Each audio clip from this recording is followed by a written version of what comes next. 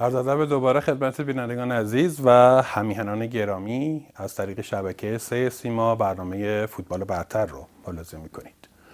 تیم ملی فوتبال ساحلی کشورمون علیرغم اینکه یک گل در اول بازی از روی نقطه پنالتی خورد، اما واقعا دیدیم خیلی خوب کار کردن و تونستن که 2 بار دروازه ایتالیا رو باز بکنن و نشون میدن که به حال بچه‌ها به درصدهای بالایی از آمادگی رسیدن. هنوز فرصت زیادی هم تا انجام و آغاز بازی‌های جام جهانی فوتبال ساحلی که عرض کردم در کشور تاهیتی برگزار خواهد شد مونده و امیدواریم که آقای مارکو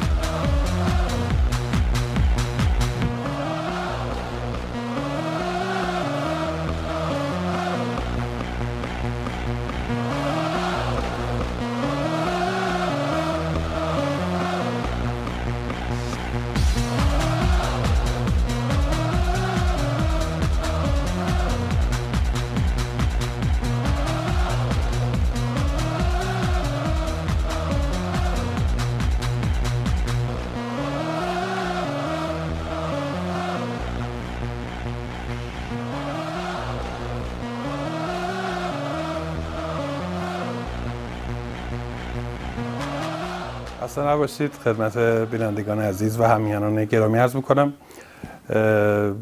بخش دوم مسابقه فوتبال ساحلی ایران ایتالیا هم که دیدید به پایان رسید. این میشه گفت فوتبالیست هنرمندی هم که داشت رو پای میزد.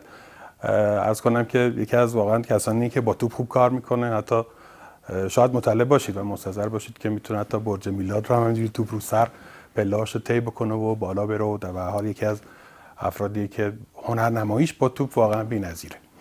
عرض کنم خدمتتون